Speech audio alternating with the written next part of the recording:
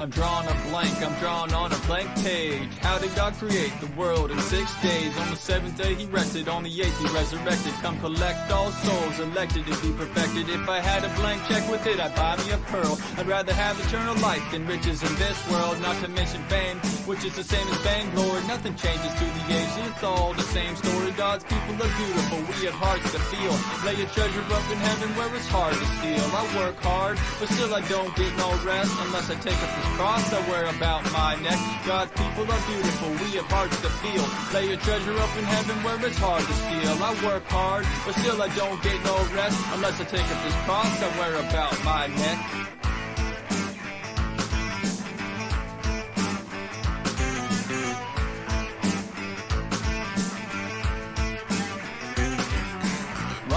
Come from the mind, it's from the heart. I'm an artist unsigned, very far from the start. I got into this to change the whole world. Now it's me who went from something to nothing. I see myself play a part, my role to specialize. But I'm no doctor or lawyer, I'm a warrior. My soul is a spirit. I say a prayer and keep knocking on doors like no one's there.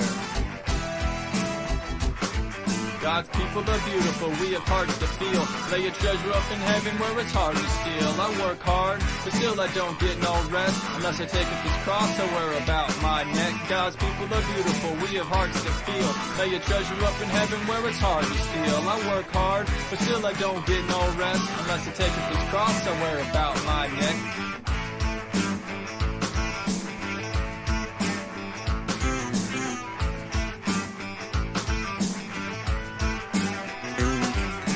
Heard a seed fall of the earth.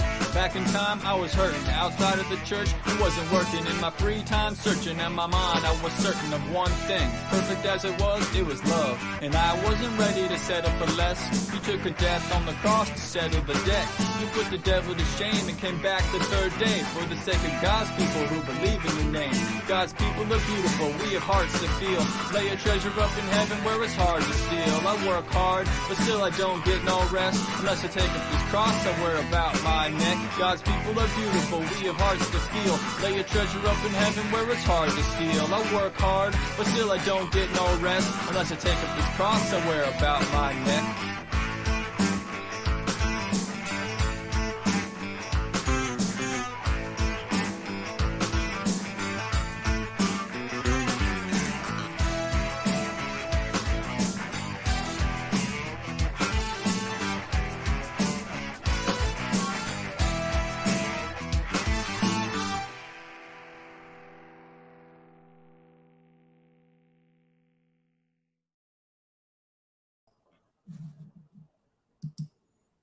All right, here we go.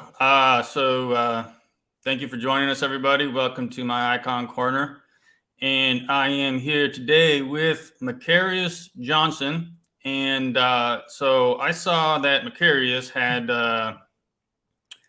he put out basically a documentary. It was a YouTube video on his channel, Orthodox Soul. And when I noticed that he was talking about how he was a rapper, I thought immediately I have to bring him onto my show because, of course, I was a rapper, as many of you know. Welcome to my channel, Macarius. Oh, you're muted. Sorry about that. Yeah, thanks for having me. Glad to be here. Yeah. So, for a long time, I was able to say that, before I had heard about your rap and I listened to some of your stuff, for a long time, I was able to say I was the best Orthodox Christian rapper. And the reason I was able to say that was because I was the only one that I knew of that was a Christian Orthodox rapper. But I have to say, when I heard some of your music, it was quite evident that you are more skillful on the mic than I am. So I don't think I can any longer say that. I appreciate the feedback, man. I'm glad that you support the music. And one thing I will say that you have going for you is, from going through your channel a little and listening to some of the stuff you were doing 10 years ago, at least your content was consistently Christian in nature, whereas mine is not stuff that I would recommend anybody listen to if they go back in the archives. Oh, gotcha. Yeah, Yeah. well, before I became Orthodox, of course, I was rapping too. And of course, that stuff, if that ever got out, if people heard that stuff, it would be, I would have to confront. There were some pretty unsavory things that I was saying. Yeah. So I completely understand what you're saying. But yeah, thank you. So give us, the standard way to start a show is for me to ask the guest, please introduce yourself. So say something about yourself for the audience, please. Yeah, sure. Well, for those who haven't seen the testimony, I was, not raised in a Christian household or anything like that. So finding my way to the faith and to the church was quite the journey. And read a lot of different literature over the years, spent some time dabbling in philosophy pretty heavily. And that gave a lot of context to me for certain thoughts and ideas and questions I'd had growing up that weren't really being provided for me, since I didn't have anyone in my life that I could ask or talk to about those things. And so, but of course, naturally, without having that proper guidance, I sort of drifted in various different directions and ended up sort of having a piecemeal sort of worldview where I had some elements that were New Age or pagan or Gnostic or whatever label you want to ascribe to it, and not anything that I necessarily adhered to or practiced in any kind of dogmatic way. It was just, how it is. I just sort of put together some framework that I could to sort of give some meaning to it, even though it wasn't coherent.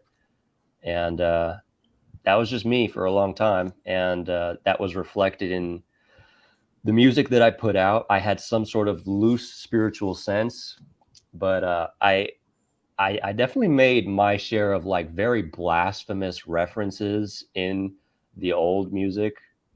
And it pains me to listen to because the bars were catchy, but it was just like wildly inappropriate, but that's what I was going for. That's, the type of art I was trying to do was intentionally provocative. And yeah, it took a while for me to get to where I am now. But you eventually did make some songs with Christian theme, right? Yeah. A point in time right after I had confessed Christ out loud for the first time, although I had yet to discover Orthodoxy, I started putting an album together. And it was during that time that I could start to really feel this internal resistance, because the old self was being put to death. But that was the only way that I knew how to make music, was sourcing from this sort of dark energy. And so for a while, I was really between a rock and a hard place. I was kind of like trying to go against the grain. It was like against my nature to try and put together music that was either wholesome or just without those elements. But eventually, as I committed to much prayer and just really trying to listen to other artists that, much like you said a moment ago, that I had to recognize were better than me at their craft, especially when it came to incorporating biblical terminology or themes, and just seeing the way that they put it together. And that really helped me see that, okay, this is possible. I don't have to choose one or the other. You can do both. Sure. Yeah. I remember there was, like you said in that testimony, that there was that you had a period of time where you couldn't come up with, you're struggling to write rhymes because you were like shifting from the old way to the new way of thinking. I remember I had that, I sort of had a phase like that. And, before I came out with my album, when I first entered the church, there was a time when I thought I was done. I'm putting away rap, but then, actually, with encouragement from my spiritual father, I actually went ahead and actually made an album. I should have brought it out to show people, but like I'm back in the day when you actually made a CD. Right. Did you ever do that? Oh yeah. Okay. Did the whole graphics design and print out our own covers and all that stuff. Yeah. I thought it might have been, by your generation, I thought it might have been all digital. But so okay, so you mentioned the testimony, and this is a good comment. Where was it? Someone, Light of Tabor, Mark Gertel says that testimony is out of this world. So the testimony he's talking about is this.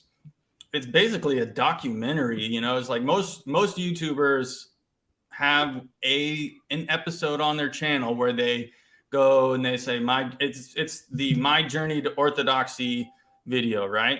But what everyone else does is they just sit in front of a camera, like I did. I made one of these episodes. You sit in front of the camera, in front of your bookshelf, and you tell your story. And it gets more views than your average. YouTube pushes it out, and people like to watch those. Mm-hmm. But Macarius, when he outdid everybody, he blows everybody out of the water with this. And I want everybody to go watch it. I've linked to his channel below. It's like a 2.5 hour documentary, and he's got film that he's saved from over the years from him rapping and photographs, and he tells the story and he puts it all together. It's like a movie. It's not a YouTube video. It's like a movie. And so I want to, so everybody knows what I'm going to bring up what is it? What do you call the trailer? Yeah. So we're going to play the trailer so you guys know what the idea about this was. And so then to pique your guys' curiosity.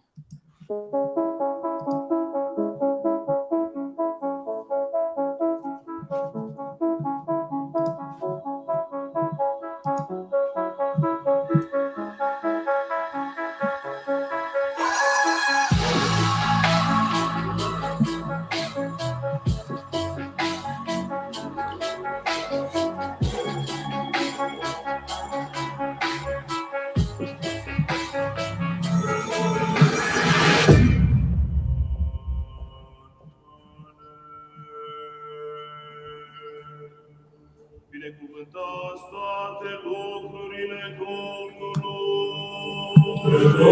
Lăudați și prea înălțați-l pe dânsul într-un toți vecii. Lăudați cerul și îngerii pe Domnul lăudați și prea înălțați-l pe dânsul.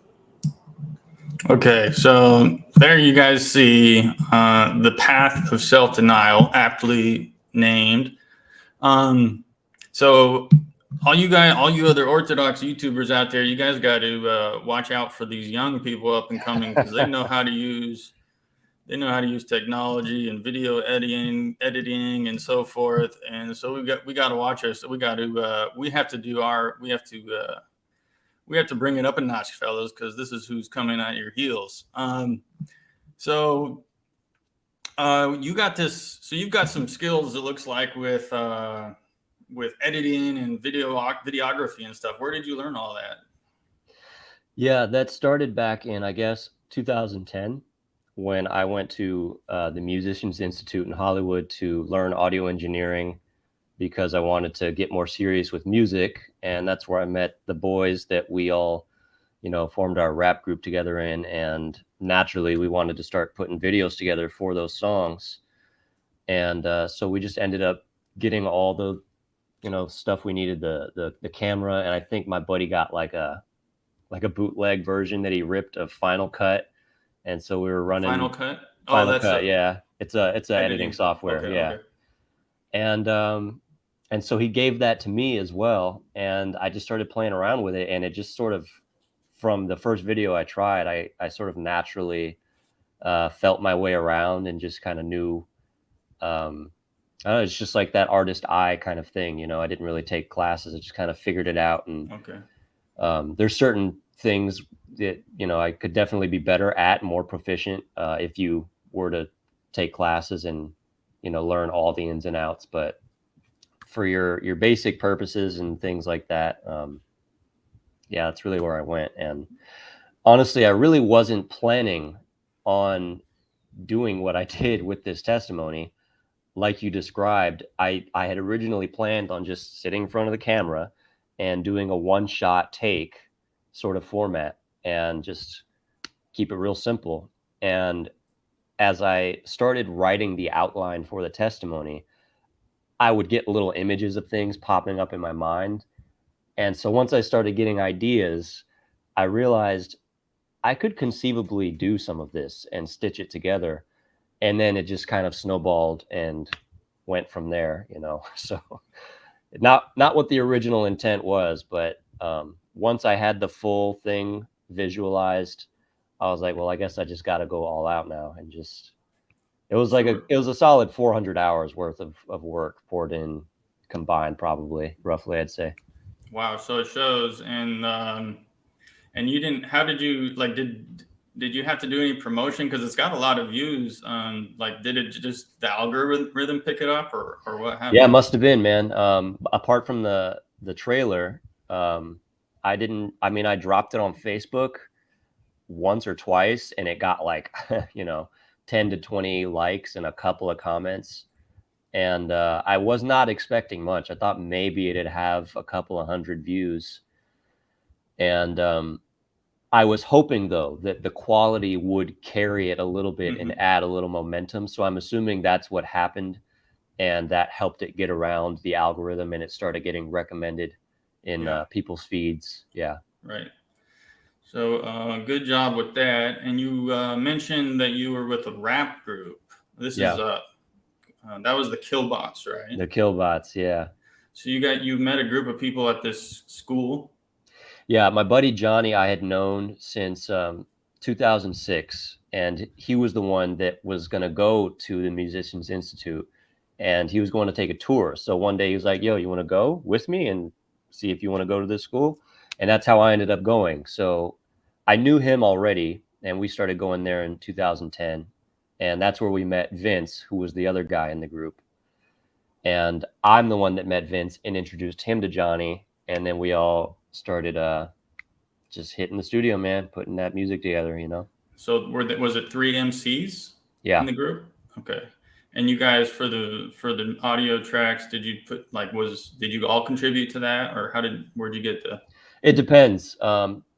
Different albums we put together differently. So some we were, you know, considering more along the mixtape lines, where we just found instrumentals that we liked online and compiled, you know, projects that way. Others were a combination of things that I produced, and then Vince produced, and then another buddy of mine, and we'd throw those all together and mix and master the whole thing.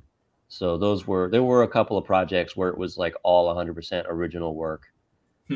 Yeah. And did you have a rap background before that? So how old were you at the time? Like, I think it was 20 when I started going to MI, and me and Johnny started making music together in 2006. I had started a little earlier than that, something I didn't mention in the testimony. I think around maybe 2001 or 2-ish, whenever 8 Mile came out, and everyone was like, okay, so I'm going to be a rapper now. Was that what happened with you? Pretty much, yeah. So I mean, back in those days, though, you know, I had not been exposed to any of the underground scene until when I met Johnny in 2006. So in terms of like craft and flow and style, I did not have any exposure to that. I had no access to, you know, help formulate and give me any kind of impression of what I should be doing. And so, I mean, it was just like real bare bones stuff. I mean, I'm talking like we were taking a little keyboard and holding the microphone to the speaker on the keyboard and making beats that way, like not even MIDI direct into the, you know, edit to the software. It was just like we just wanted to do something, you know. So we started then technically, but it didn't get serious until later on when I met Johnny in 06. Yeah. Well, you know what? I mean, if you're like a really talented musician, I figure you could probably make something sound good, even if you were using like those kind of techniques. I remember, who was the rapper that won like there was this rapper that won this. I remember when I first went to college, that was when Napster was big. Right. And Napster, this free downloading, you know, you could download MP3s for free for the first time, and everyone was going crazy with that. And Napster had this, what was it called? They had a competition where you submit a song, and you know, whoever won the song won. Like, I don't know what the prize was, $1,000 or something like that. And the guy who won it, he like, I remember seeing this photo. I still remember that song. It was a really good song, but he was showing up the microphone there's a photo of him with the microphone he used, and it was kind of like, looked like this. And he just had a photo of him holding the microphone in his hand like this, smiling, like, you know, he made it on his home computer with a little microphone that comes with the computer. So if you're like, you know, if you're talented and you're a good musician, you can make it sound good. Oh yeah. It'll be just raw, you know, like a raw sound, not polished to it, but you can like make something sound good and appealing to the ear, you know, if you really know what you're doing. But yeah, that was the draw for me going to get my certification in audio engineering, was that, you know, when you go to these schools, they've got, I mean, tens of thousands, if not hundreds of thousands of dollars worth of equipment, professional equipment in grade A studios with all the works, you know, and they've got outboard gear, which for anyone that's unfamiliar, if you're editing in, you know, a digital audio workspace, you've got plugins, right? Like your compressor and your equalizers. But at a studio, an actual studio, you've got the physical outboard gear that plugin represents. And so that's what is going to process all your sound and make it sound great. But what's beautiful is that if you have the training and you know how to, you know, work your way around the editing software, then even if you've got really crappy, you know, equipment like I do, you can still make it sound pretty good without anyone that doesn't have a trained ear. They're going to be none the wiser for the most part. And so you got this group together and you guys started to do performances, right? Yeah. We got with another guy that was also going to MI at the time. And he had some prior experience in the industry, and he was sort of just taking the course to brush up on his skills. He already, you know, was working under somebody, and he was in his own studio environment and all that. So we kind of hooked up with him, and he had, you know, the ability to help us network. And so we started getting some ins with certain venues and playing shows pretty consistently. Although anyone who's an artist knows it's not like you just, you know, step on the scene and immediately you're selling out venues. You know, it's a lot of it is playing to like empty bars, and, you know, Sure. there were a small handful of shows we played where it was like pretty packed. And whether it was a party or a venue, we got a handful of those under our belt, but most of it was just for the fun of it and for the experience. You know? Okay. Yeah. Yeah, I remember. Well, like I never like did. So you were like, would you have your own show ever, or was it like opening up for people, or how did that work? Yeah, we had a couple of shows where we opened up for some pretty big names. For we struggle to remember these off the top of my head because we were always, you know, partying before the shows back then. But Corrupt was one, Bone Thugs and Harmony, Cypress Hill, what's her name? Something Hayes, I forget. Anyway, yeah, a couple of well-known names, at least in the underground scene. And then, you know, my boys in the Killbots, they also went and played a number of shows at Coachella that I wasn't particularly there for. I wasn't present for those shows. Oh, okay. All right. So how about we have a conversation now talking about rap and orthodoxy? Yes. This is kind of a question that comes up. So when I had my album out, I had this is a story I've never really told in full, but on my YouTube channel. But my bishop contacted my priest and said, when he found out about the music, because it was kind of it was being shared online, it got attracted a little bit of attention, like on YouTube at the time. And he contacted my priest and said, this is basically not an edifying activity. And so I think, he probably has a poor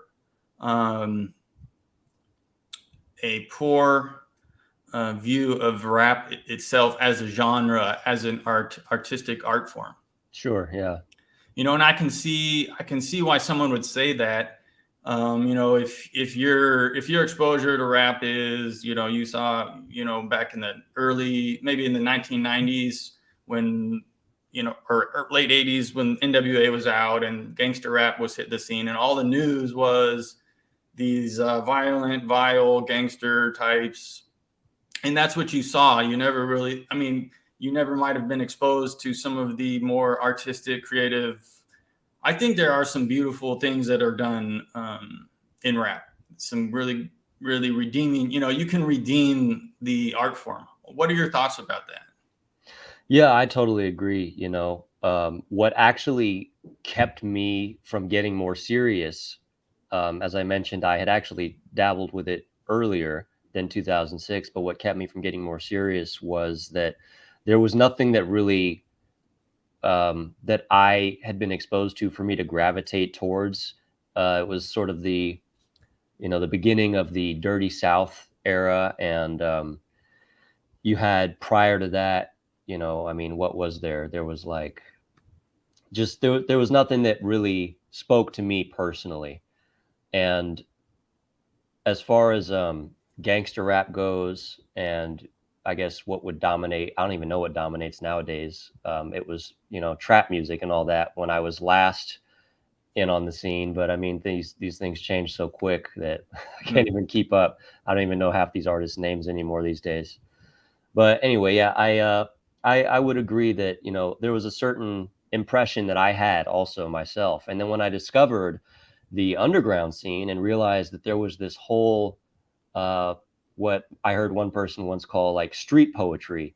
It was like this very eloquent and poetic and very vivid aspect that was highly lyrical and message driven.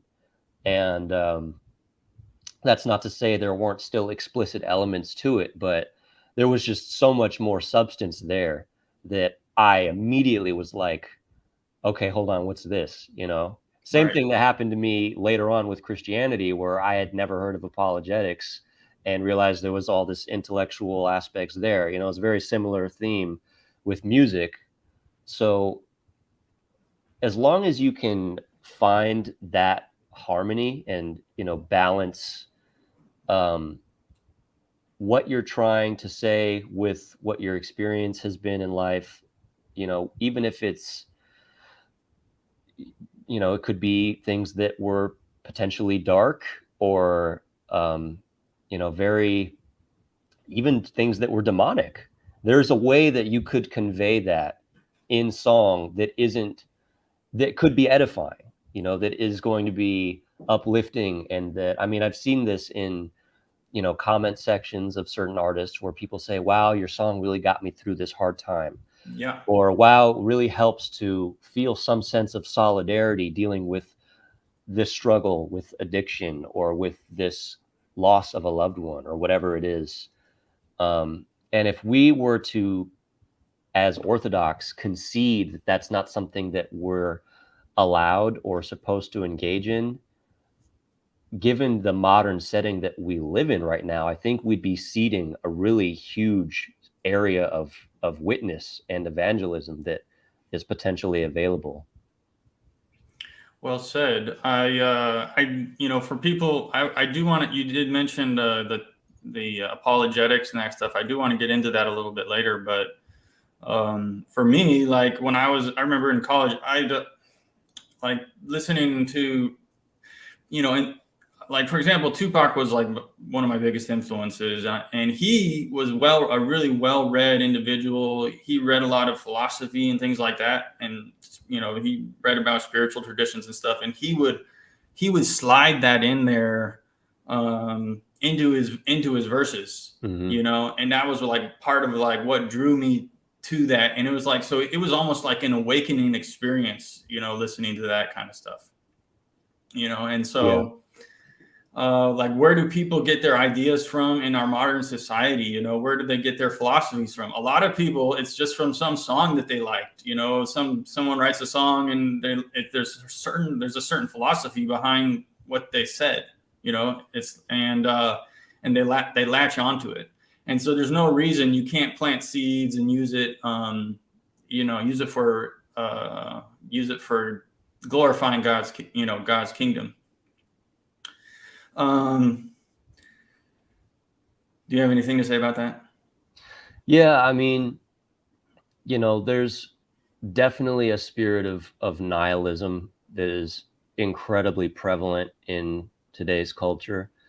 And I think, as the scripture says, that God's sheep hear his voice, right? So you've got people in your generation and mine and the ones coming up under us that are actually starving to hear the truth. They're starving to hear something of substance and quality that they just haven't had the opportunity to be exposed to yet.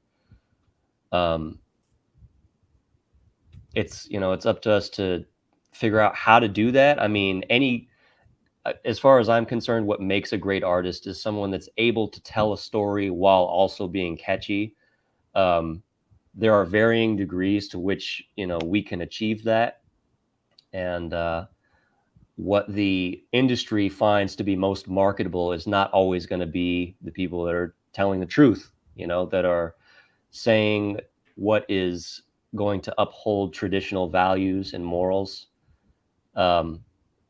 But every now and then, all it takes, like this Oliver Anthony character that just recently blew up, all it takes is just for the right person to hear it, or for it to just get around that algorithm, and then it just gets shared to whoever it is that needs to hear it, And then there's so many of us that realize that what the industry says and what the media says aren't necessarily representative of the reality, right? There are actually many more of us out there that feel a certain way. And as soon as you come into contact with that, it's all the more encouraging and edifying to realize, oh, thank goodness I'm not alone. Okay, there are actually people out there that are equally hungry to hear this and to tell it.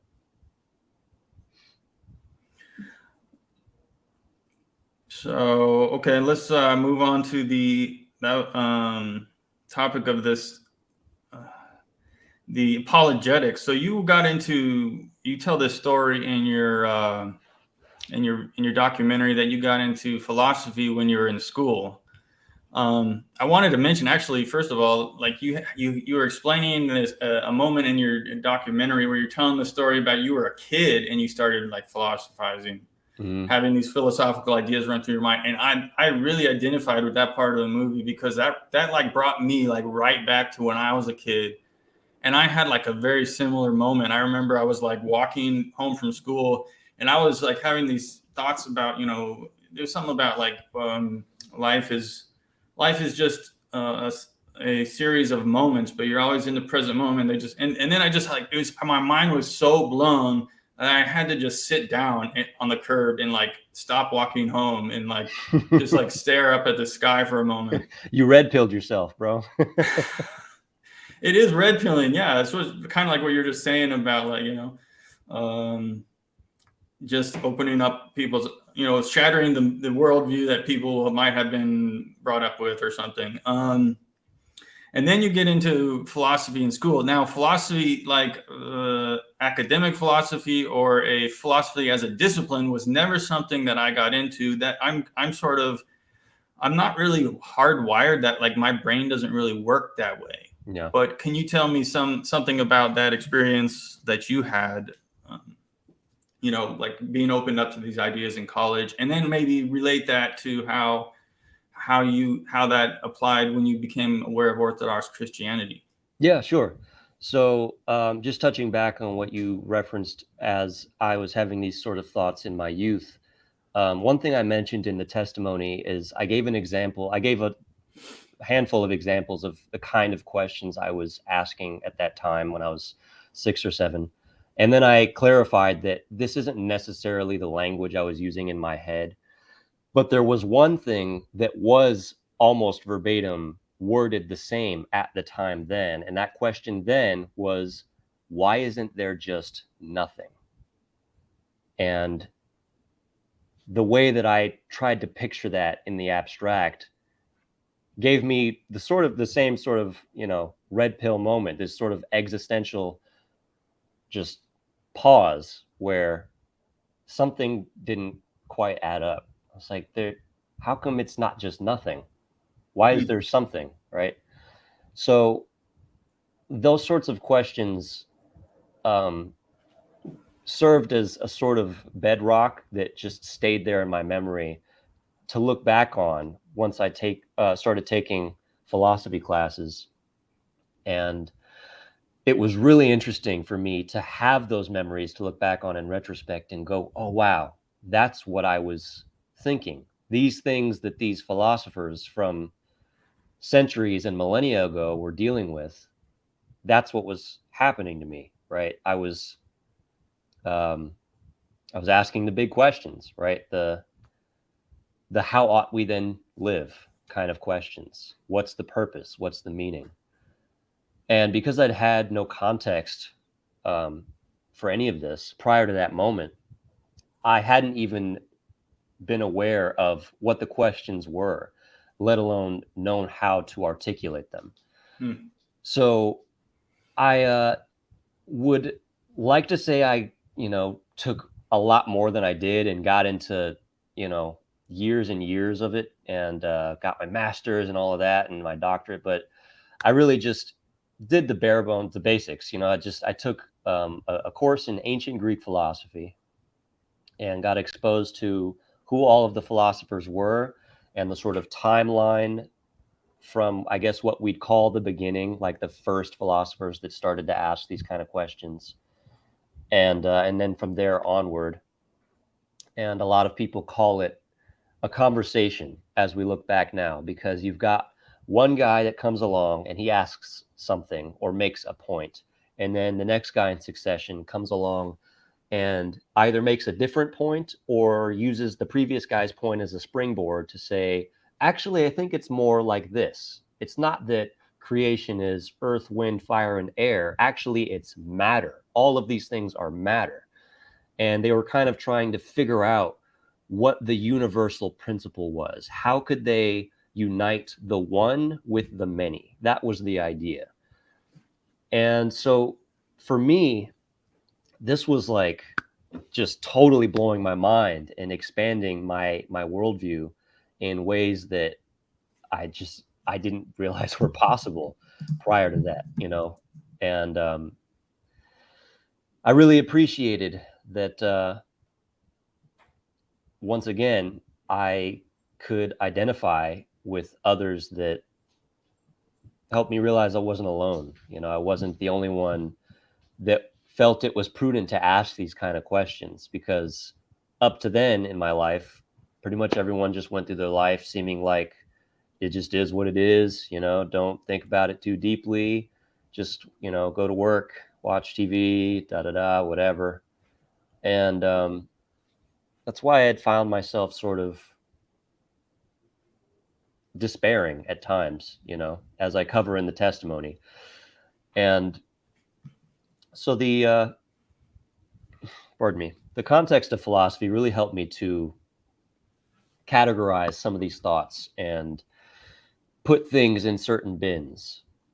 And that would later serve as what I view now as the necessary foundation for theology to make a lot more sense, because it's not dissimilar in so many ways. There are ways that they're really they go hand in hand. They're really interwoven, a lot of these schools of thought.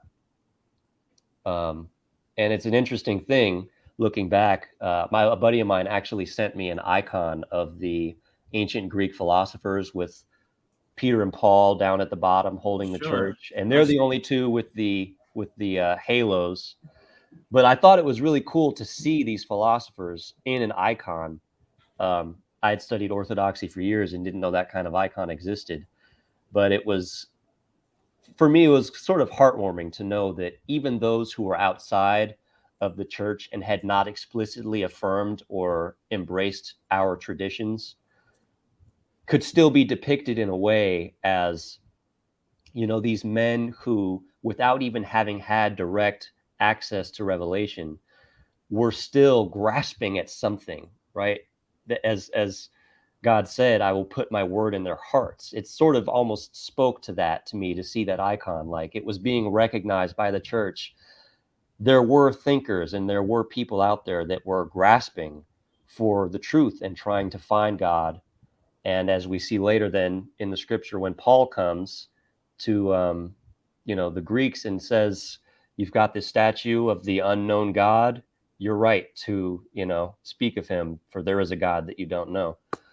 So for me, coming into the faith and encountering apologetics for the first time and seeing that Christianity could be rationally defended, an idea I never would have considered in the past. I just assumed everything was all just superstition and this was all just obsolete, just people that were, ignorant and just clinging to old ways and didn't know any better.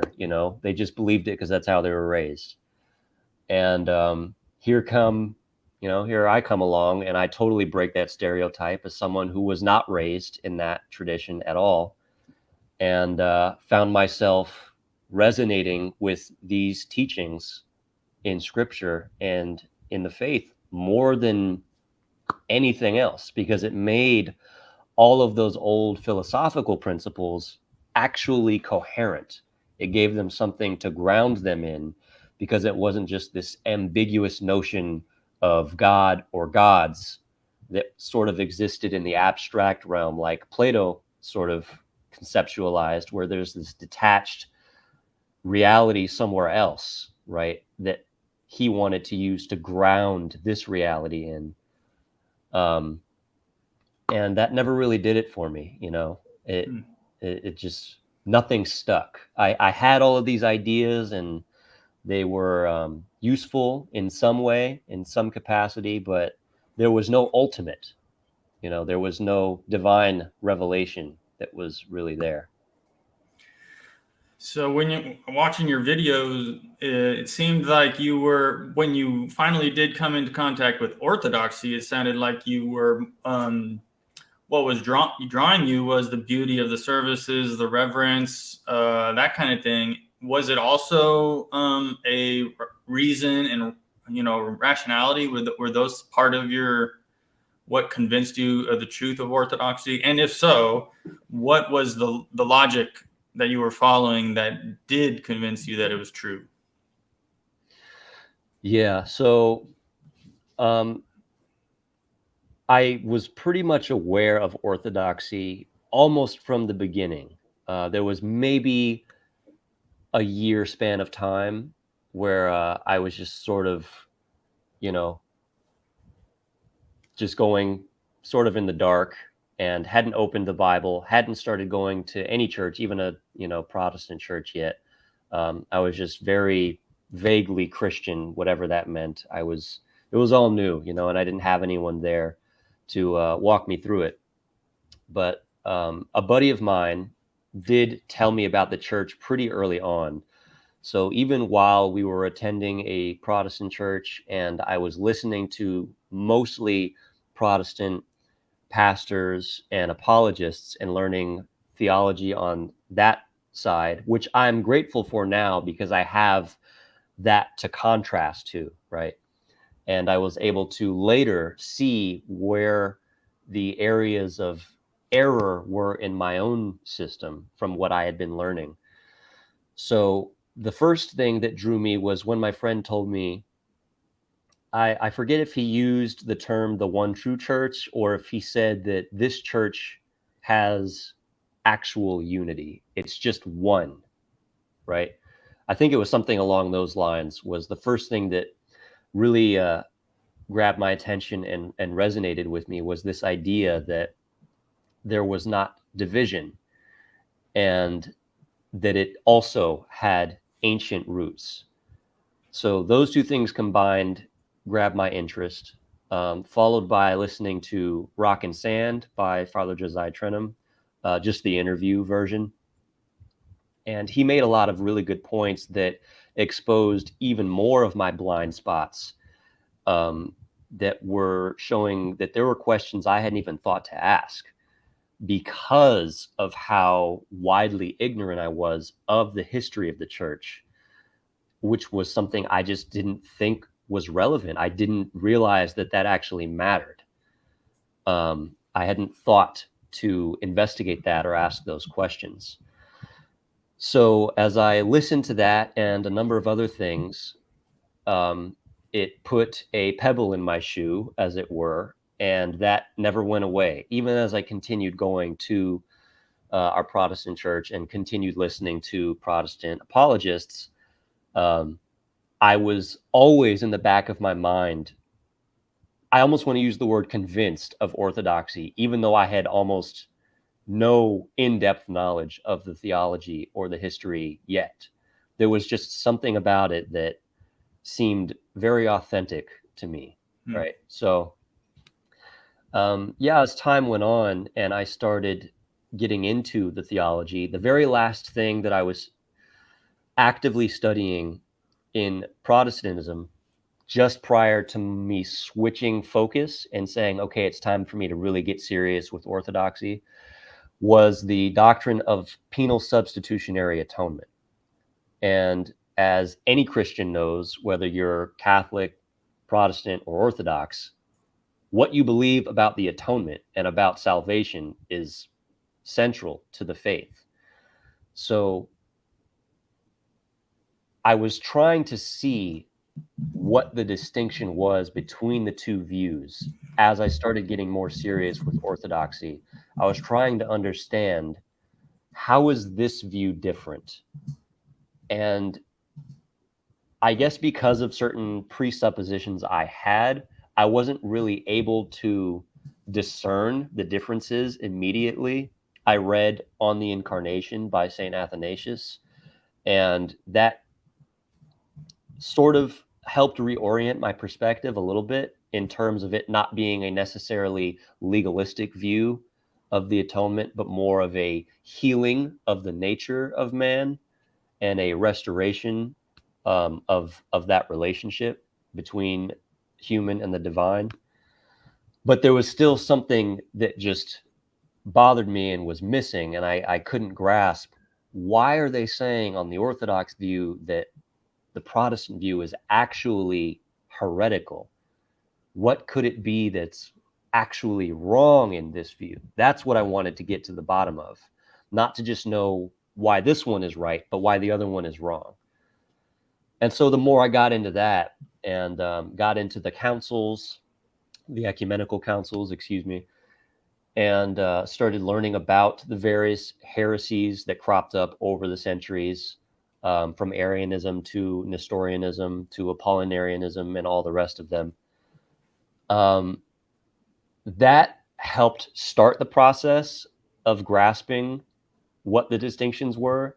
And then there was one day I listened to a video that somebody had clipped, like 19-minute video of Jay Dyer talking about the view of the atonement in Protestantism. And the light bulb went off. And I think I was either a catechumen already by that point or had been just recently baptized.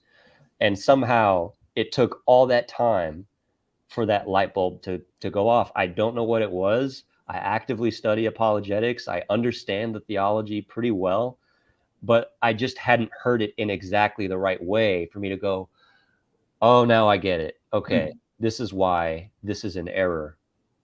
And I won't get into the specifics, but that's just one example. And there were a lot of others that over time, coming out of the Protestant way of thinking, I can understand why a lot of people have a struggle, because there are unknown unknowns, right? There are the blind spots you have, you don't even know that they're blind spots. And so you struggle to reconcile certain areas of theology because you're not aware of which things you're actually clinging on to still, and which ways of thinking that you need to surrender. You are, like you said in your video, you are very well spoken. And I'm just going to chalk that up to you being a rapper, because rapping is, you become a rapper, you have a lot of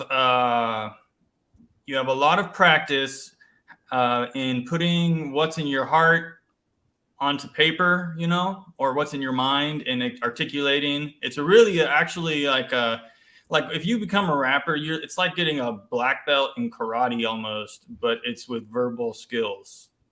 What's funny? I grew up, I was, the last kid in kindergarten to be able to read. I was the only one that didn't know how to read and write because I joined school late. And then I think it was second or third grade when Cisco came out and that thong song was real hot, I was the only one in the class that was not musically inclined. I didn't listen to the radio ever. So there's a distinct memory I have where everyone in the class, except for me, every other kid suddenly broke out into song like a scene from a movie. I swear it was like a scene from a movie. All of them start singing this song, and I'm literally standing at the back of the group just like, what is happening right now? I had no idea what was going on. What are they all singing? How do they all know this thing? Did I miss a day of class where we practiced this? What's going on? And so, it's interesting you say that, because for all intents and purposes, I was everything but a wordsmith at the beginning of life. I had no musical background and didn't, I was a latecomer to reading and writing. And I don't know, it just, in a way, it speaks to me to that, that biblical principle that God will use the foolish things to confound the wise and the weak to conquer the strong. I was the one that was lyrically inept for, okay. Yeah. So like David and Goliath, you think? Exactly. Yeah. Rappers are definitely like our American samurais. The samurai of our country are rappers. So let's see, what was I going to, that story you tell, that's actually kind of almost horrifying. That how old were you? What grade was that? That second grade, you said? Or from which one? When you were everyone was singing the thong song? Oh yeah, that was like probably third grade, maybe third, fourth, like just that a bunch of third graders are singing the thong song. That's the people in Russia are like turning red right now, Right. Like people from traditional cultures, like, this is what Americans are doing. I mean, come on. Yeah. Like third graders singing. It's actually embarrassing, kind of, but yeah. Yeah, well, some people, they just bloom later in life or something, or I don't know. Or obviously you just hadn't heard the song. So let's see. There's a couple questions here. Here's a question from P. I think this is it. Ask him about LA Symphony and Project Blowed, please. Do you see that question? Yeah, I'm not familiar with I know that either of those. I've heard of LA Symphony. Are they venues or what? That was I think it was a group. I remember a song in the like Okay. that they had come out with that was popular. There was like one, they had a hit that I knew about from that group.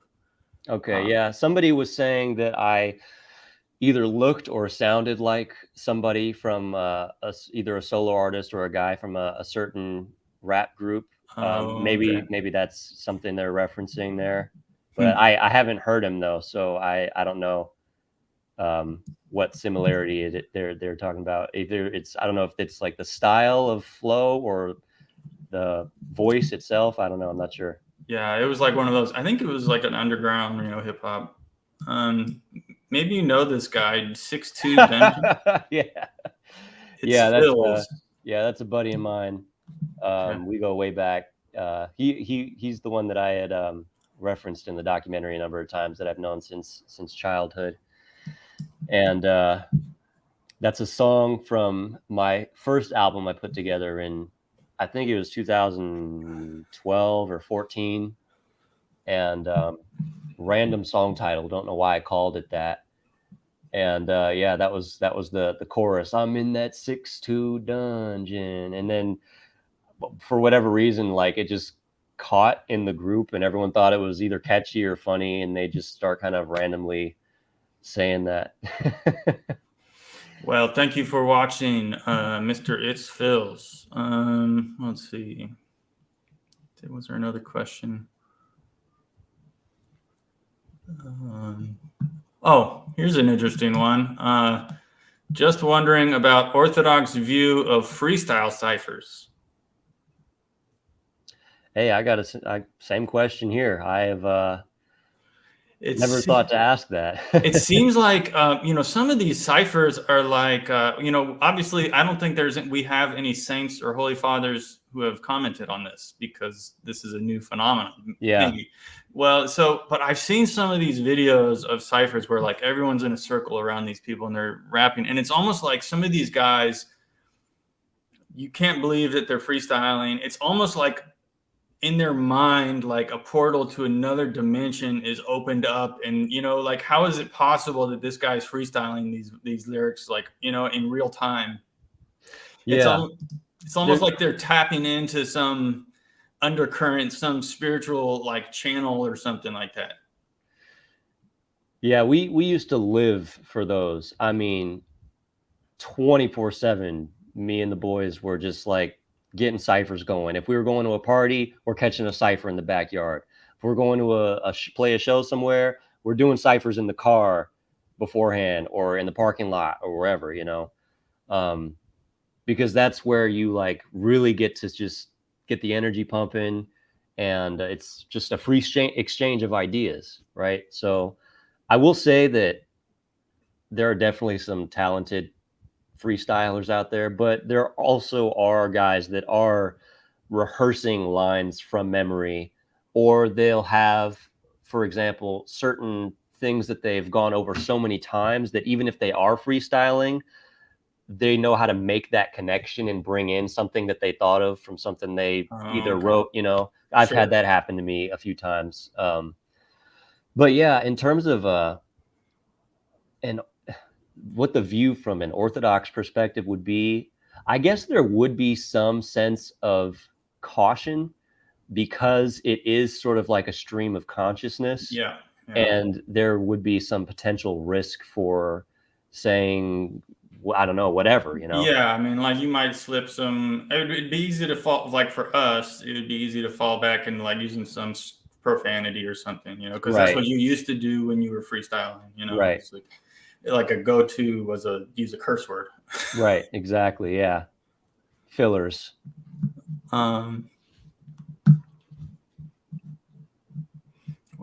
Let's see if there's been any other questions come up.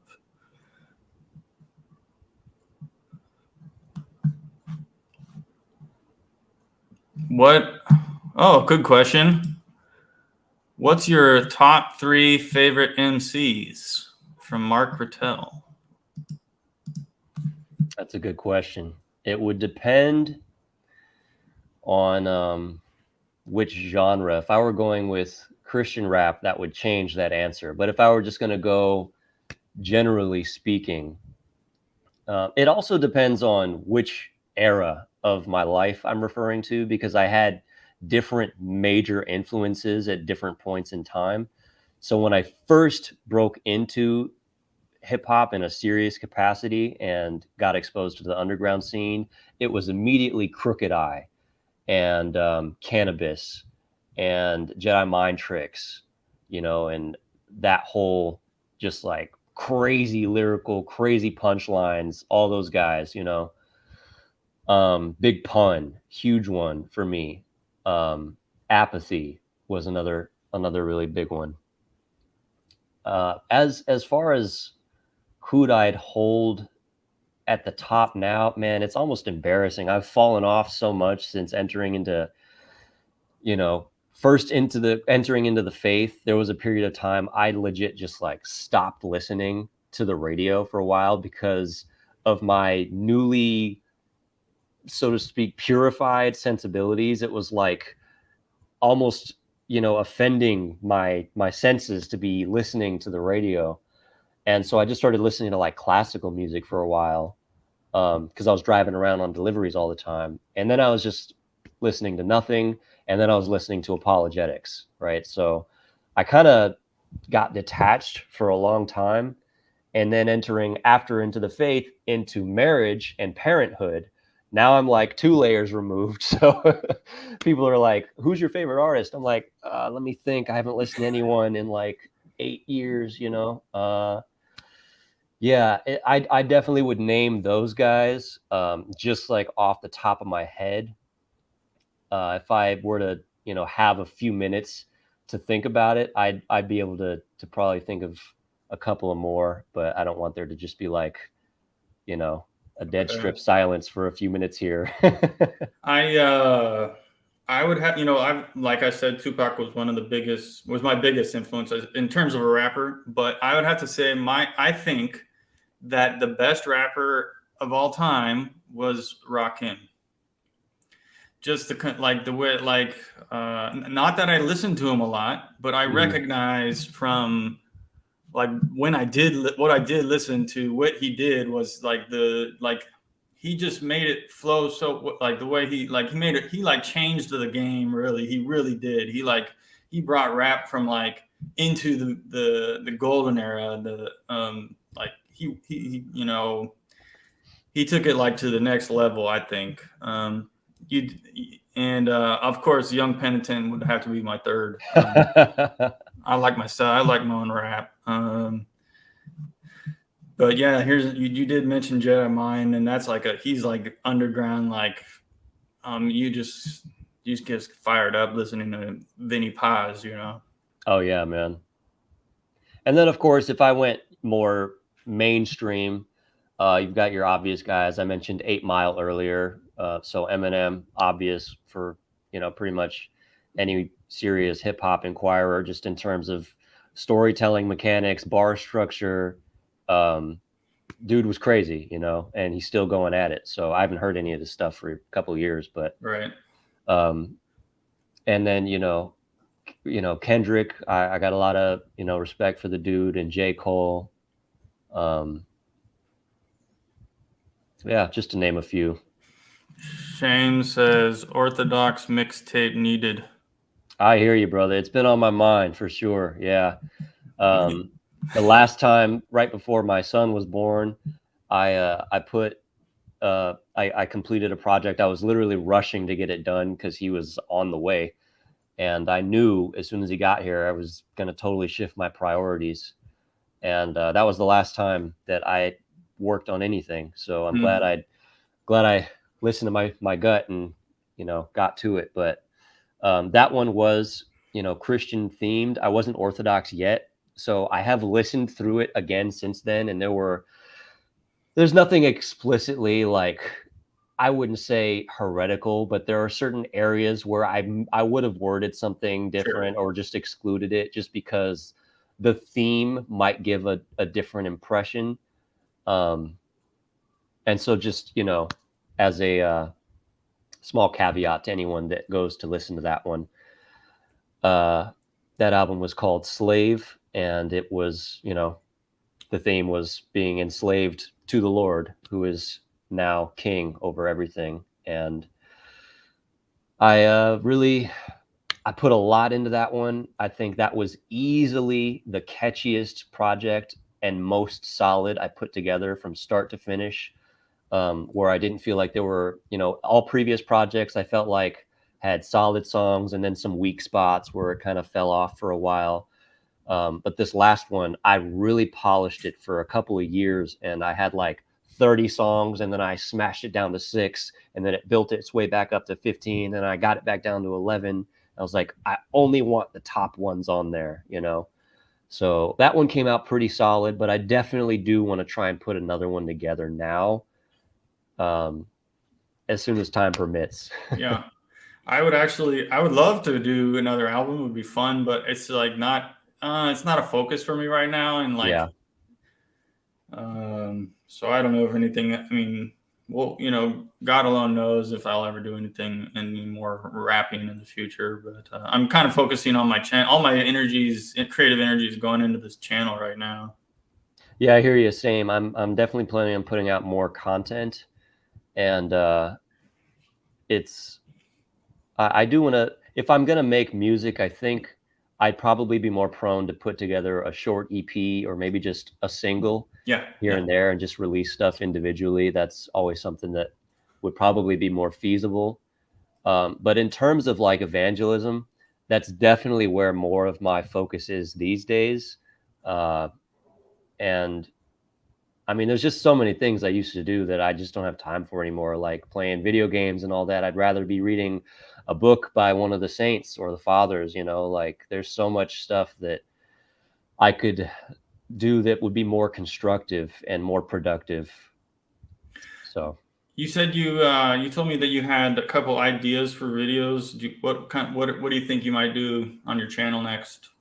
Yeah, I have a variety of ideas. I'm passionate about apologetics, so that's going to be an obvious area.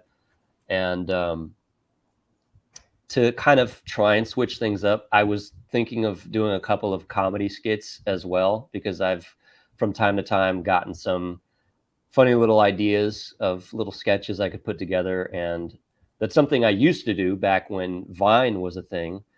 And then that tanked and went under, and I kind of just stopped doing that for a while. But yeah, between that and just putting together some videos that will hopefully do the same thing as my testimony, but in greater depth, right? So the testimony was sort of just a general, broad scope way of covering the journey.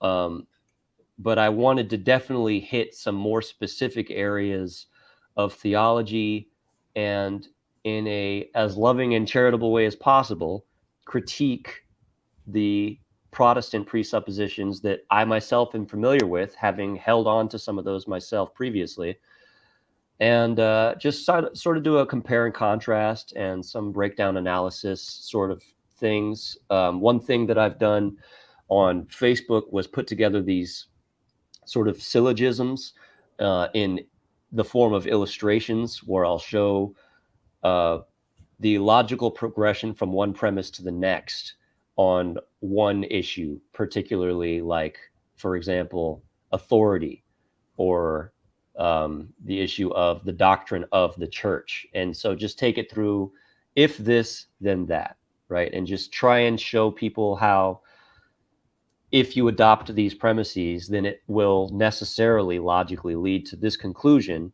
And I think it helps if you have a visual aid. And so that's why I like to kind of do these illustrations, and it makes it a little more stimulating to have something that is accompanied with the argument that you're making.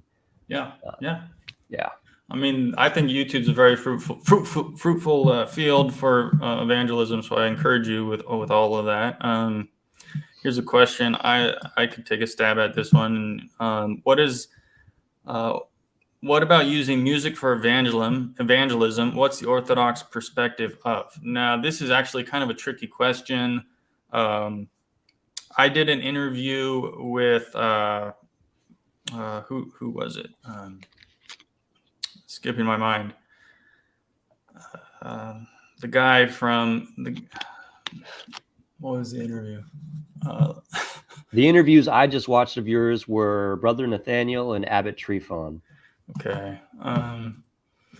I can actually go to my channel here while I'm. Let me see.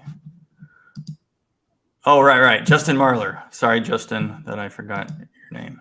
Justin Marlar, who I asked him this question, and he's been thinking about. So Justin Marlar was, he was a monk for a long time, and he wrote songs, Christian songs, as a monk, and traveled the United States performing his songs with the blessing of his abbot. I specifically asked this question to him, and he said 100% yes. Got that? Okay. 100%. And this is a question he's been thinking about, mulling over for decades. And he is a guy who gets, like, people come and write him emails and letters and, send him messages on Facebook and say, I went and saw your band and now I'm Orthodox. Like, that just happens to him continuously. Wow. That's cool. So, you might ask this question to a priest, and the priest will say, that's not Orthodox. That's not how we do evangelism, no, blah, blah, blah. But now the distinction I would draw here is that if you are if the music is coming from the heart, then yes, it can be effective. If you have an idea, what are the kids like today? Oh, this is in your mind. If you're coming from your mind, it's not going to work. If you're like, oh, the kids like rap music, I'm going to go and do rap, if it's kind of this rational idea that you have and, it's like from top down. No, it's got to be like from the bottom up, from your heart. Otherwise, it's not going to be good music anyways, So that is my take on it. Do you have anything to add? Yeah, I mean, worship music is an inextricable aspect of worship. And so, I mean, a lot of the way that my mind is wired, this is something that I'm currently trying to work out and probably will for the foreseeable future because of how I'm wired, to understand that evangelism is not primarily arguments. It's not primarily an intellectual exchange, right? It is those things, but because of the way I think, I have to remind myself that it's not always about presenting a very convincing argument in a debate or whatever, So when we look at the scriptures and the history of the church, what was primarily serving as the vehicle for evangelism was people witnessing changed lives. They were witnessing people actively refusing not to worship anyone other than God. And so seeing true worship and what it looks like is something I think it's important to keep in mind, especially considering, the scripture that says that faith comes by hearing.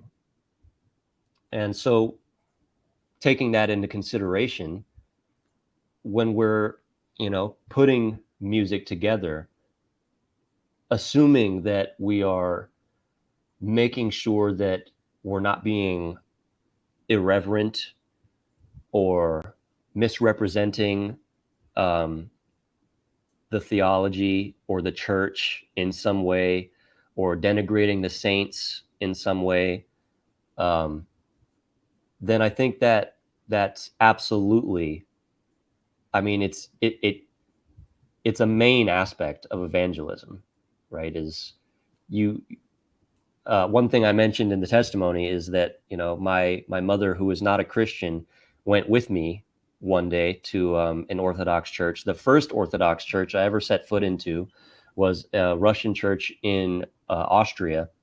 And I had gone once on my own, and then I insisted she go with me. She resisted, and then eventually she said, okay, I'll go. She went, and upon setting foot in this church, my mom was moved to tears.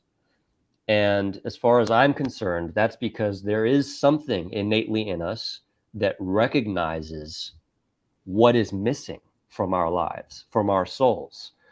And it is being offered right there in front of you in the liturgy.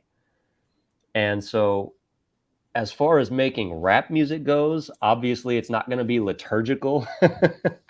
But yeah, I mean, you can definitely construct the music in a way that is going to resonate with the generation of this day and age, you know, that will in some way, even if it's just vaguely referring to Orthodox themes, you know, just got to plant the seed. That's all.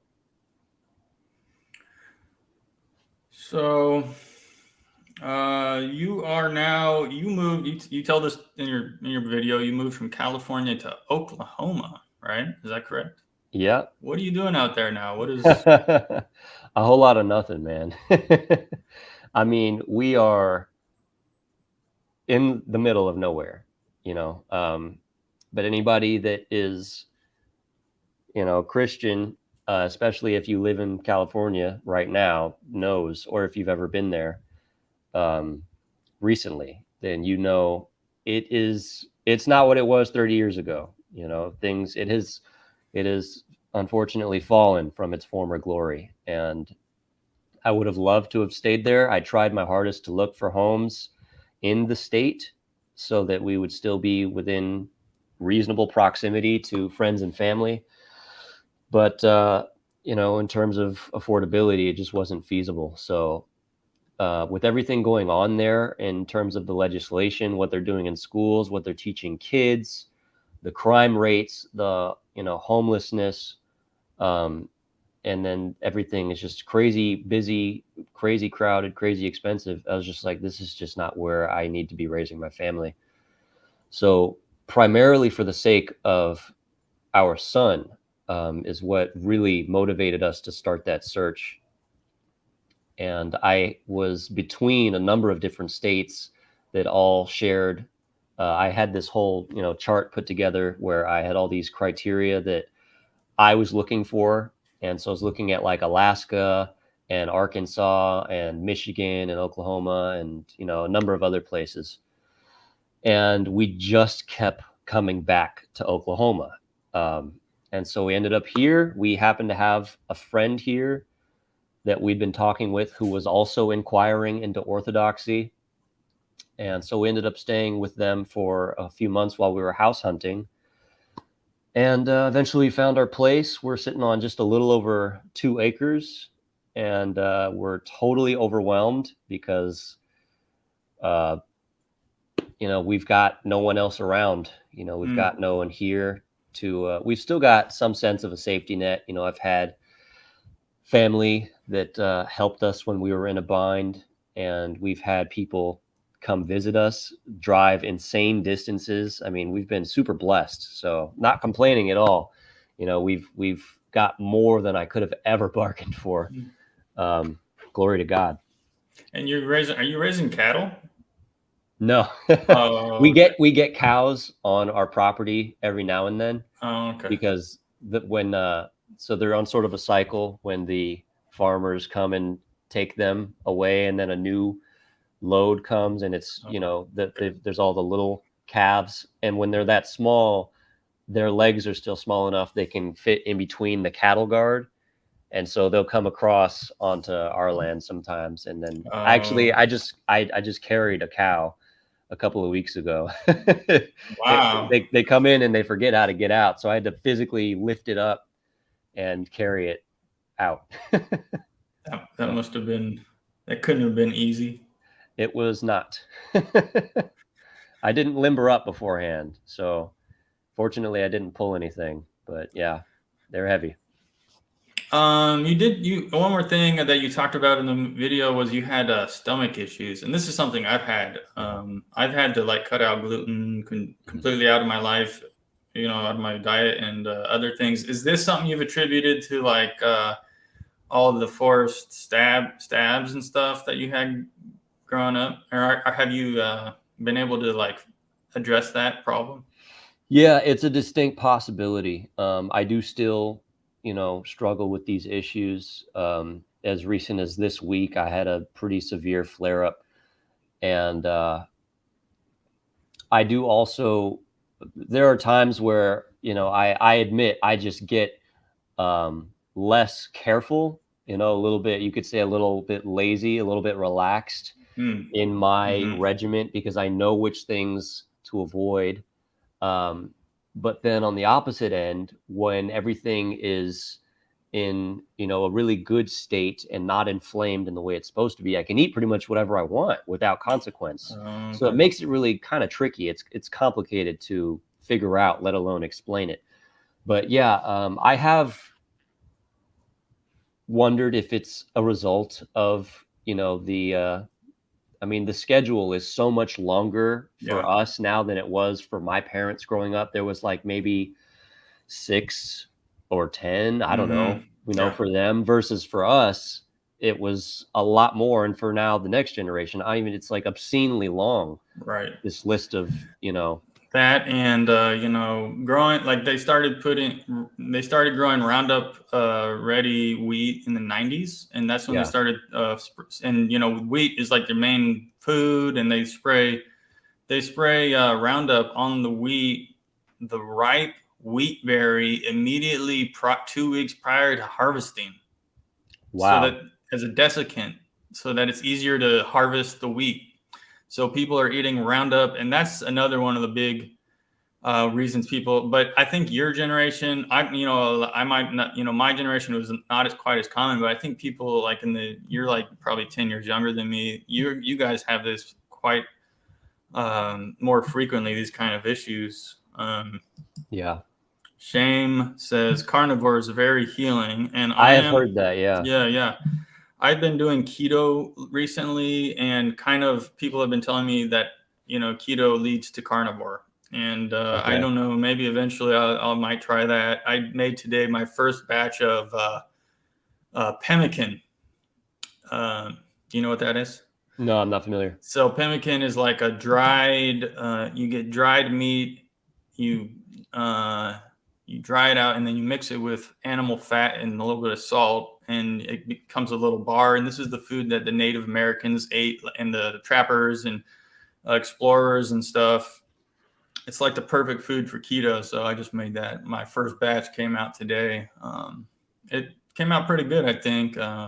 Yeah, that's something we've been trying to learn. My wife's been,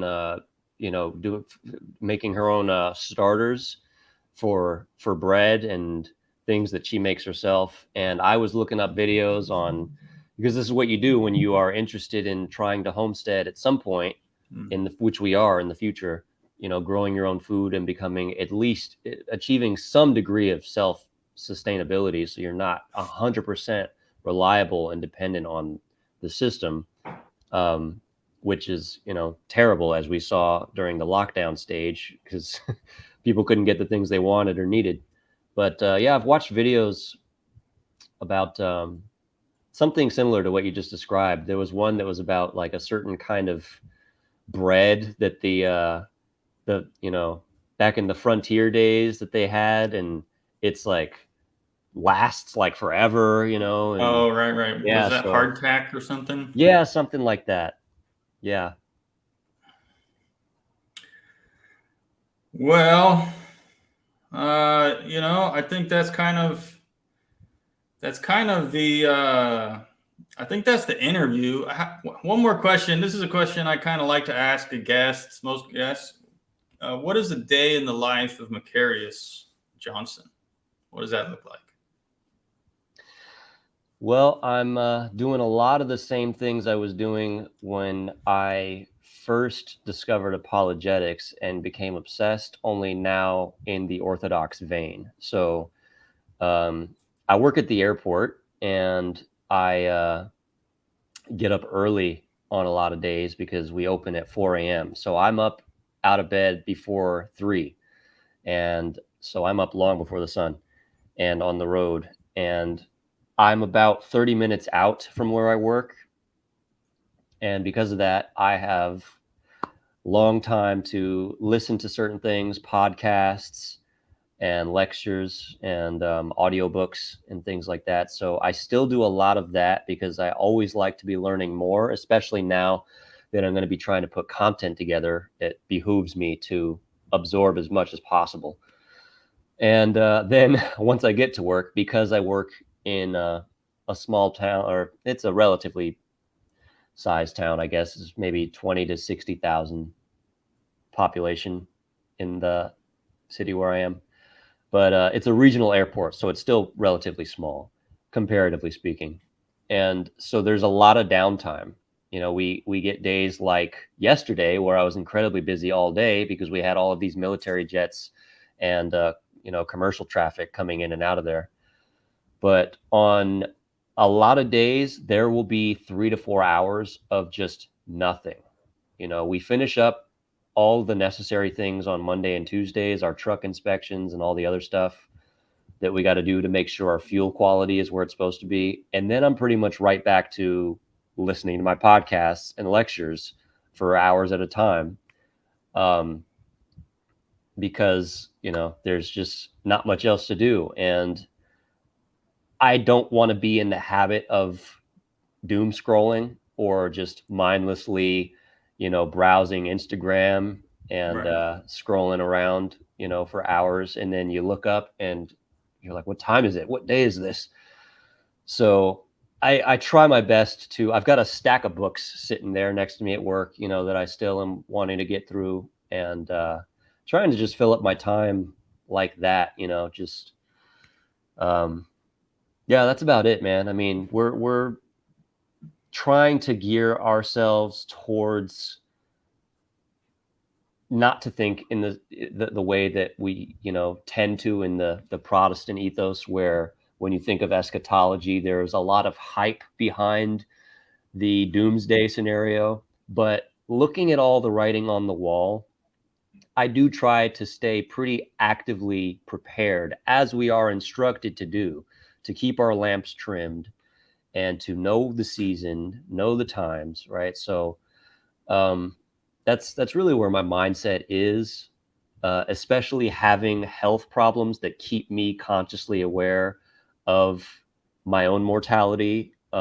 So, it's time is short, both in terms of the grand narrative as well as my own inner monologue. In both senses, I am keenly aware of the time. So I try to spend it appropriately to the best of my ability. I mean, sure. I slack off as much as the next guy. I'm not going to lie.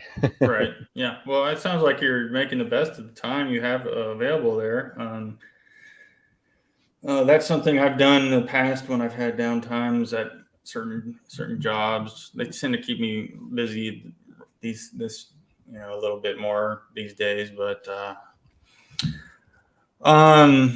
so I think that's the interview. Macarius, that was a great interview. Had a good time. Good to meet you. Yes. I feel like you're like my brother over there because you're my rapper little brother. You're in Rocor too, which I am. So like we're in the same church. So I sort of definitely feel kinship with you here. So thank you for coming on. Absolutely, brother. Anything you want to tell us about where to find you or follow you?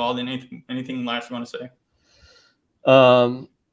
Music wise, since we've covered that a bit, I'm on both YouTube and SoundCloud.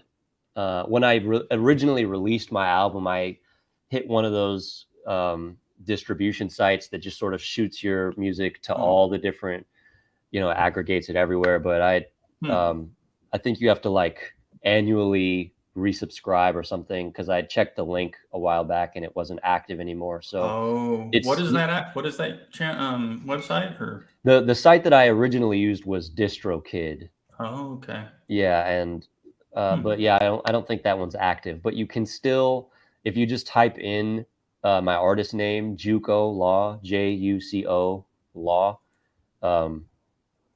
it automatically created a topic on YouTube. So you'll find the whole album as a topic on YouTube, and then on SoundCloud you'll find all that latest album and all the old stuff as well. And yeah, I mean, if anyone wants to, reach out to me on my socials on Instagram or Facebook, then I'd always be, happy to talk there too. And you got your website also? Yeah, I haven't been writing or adding anything new to that lately because I've sort of switched focus to the channel, but Okay. I definitely do want to keep putting stuff on there eventually, right. because writing is a central part of my craft. So if you go to my YouTube channel, Orthodox Soul, and go to the About, you'll see all my socials and the website and all of those. I made sure to update that recently, so you can find all of that stuff there. I put a a link to his YouTube channel in the description below. So all you got to do is go down and click the link. Thank you everybody for watching, and we'll catch you all on the next one. All right.